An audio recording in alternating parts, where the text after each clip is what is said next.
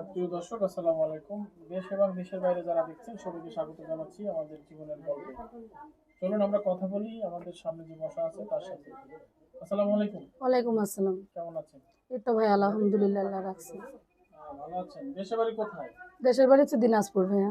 দিনাজপুর। পরিবারে কে কে আছে? পরিবারে আমি একাই। আপনি খুব পর্দা করেন মনে হচ্ছে। ইনশাল্লাহ ভাই পর্দা করি। পর্দা করেন, নামাজ পড়েন? ইনশাল্লাহ ভাই নামাজ।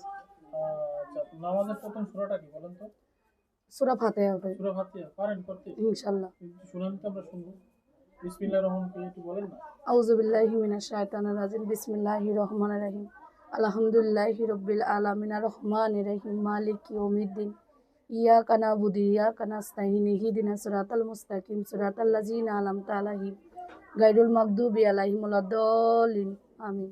মাশাআল্লাহ, অনেক সুন্দর করে বোনটি সূরা ফাতিহাটা পাঠ করলেন এবং তিনি নামাজ পড়ে পর্দা করে। দর্শক, এই রকমের লক্ষ্মী ঘরে যদি থাকে তাহলে অবশ্যই সে ঘর ফুলের মতন থাকে। তো আমরা জানবো তার পরিবারের সমস্যার কথা। চলুন আমরা কথা বলি। আচ্ছা, আপনার পরিবারেতে কে কে আছে এবং কেন আপনি আজকে প্রোগ্রামের সামনে আসছেন? আমি এসেছি ভাই একটা ভালো জীবন সঙ্গীর জন্য। একা মেয়ে মানুষ তো সারা জীবন চলতে পারবো না ভাই, একটা ভালো মনের মানুষের জন্য।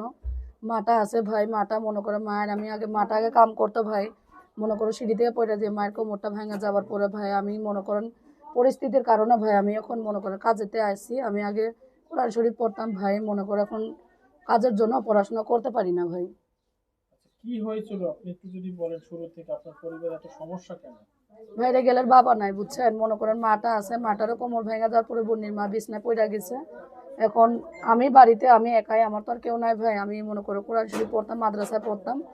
তো ভাই এখন পরিস্থিতির জন্য মনে করো এখন তো মায়ের চিকিৎসার জন্য কেউ নাই ভাই আমি ছাড়া। এর জন্য আমি এখন মানুষের বাসায় কাজ করি ভাই, ওই পর্দা ভাবেই কাজ কাম করি ইনশাল্লাহ।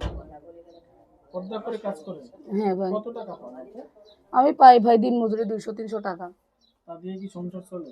কোনো মতন চলে ভাই। আচ্ছা, বিয়ে কেন করেন না এখন? ভাইরা বিয়ার সাথে করি নাই, মনে করেন অনেকটা কষ্টের মাঝে আছি ভাই। সবাই খালি যৌতুক চায়, মনে করেন যৌতুক ছাড়া কেউ বিয়া করে নাই ভাই। আমি যতক্ষণে কাজ করি ততক্ষণ আমার সংসারটা চলে। মনে করেন আমার তো কেউ নাই ভাই যে আমাকে কইরা খাওয়াইবো, তাই আমি নিজেরটা নিজেই করি ভাই। তোমার যৌতুক দেওয়ার সামর্থ্য নাই ভাই যে আমাকে যৌতুক ছাড়া বিয়া করবে। আমি ইনশাল্লাহ 5 ওয়াক্ত নামাজ পড়ি, কোরআন শরীফ পড়ছি, ইনশাল্লাহ যে আমাকে বিয়া করবে আমি তার কাছে বিয়ার সাথে বইতে চাই ভাই। সে যদি আমাকে দুবেলা ডাল ভাত খেয়েও আমাকে একটু ভালোবাসতে পারে, এরকম একটা মানুষ পেলে আমি তার কাছে বিয়ার সাথে বলবো। আপনি পড়তে পারেন? ইনশাল্লাহ পারি ভাই। মনে করো না অতটা পড়তে পারি নাই ভাই, মনে বললাম না কাজের জন্য পড়তে পারি নাই ভাই। হুম হুম।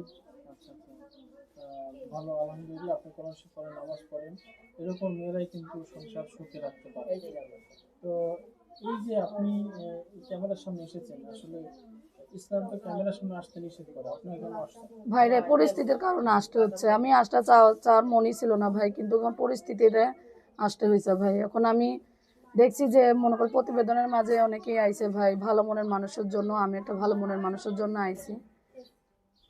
আচ্ছা, ভালো মনের মানুষ কি আপনি যেখানে থাকেন ওখানে নাই? আছে ভাই, কিন্তু সবাই যৌতুক চায় ভাই। যৌতুক দিয়ে তো বিয়ার সাথে আমি বসতে পারবো না। যে আমাকে যৌতুক ছাড়া বিয়ে করবে, সে বয়স্ক হোক বা বিয়া করুক, তার পোলাপান থাক, বউ মনে করো তার স্ত্রী মারা গেছে, এরকম মানুষ পেলে আমি তার কাছে বিয়ার সাথে বসবো ভাই। আচ্ছা, আপনার সাথে যোগাযোগ করবে কিভাবে? ফোনের মাধ্যমে ভাই। নাম্বারটা আছে আপনার? হ্যাঁ ভাই নাম্বার। যদি কেউ যোগাযোগ করতে চান এর সাথে এই নাম্বারে যোগাযোগ করবেন। সবাই ভালো থাকবেন, সুস্থ থাকবেন এবং এই প্রোগ্রামটা শেয়ার করে দিবেন।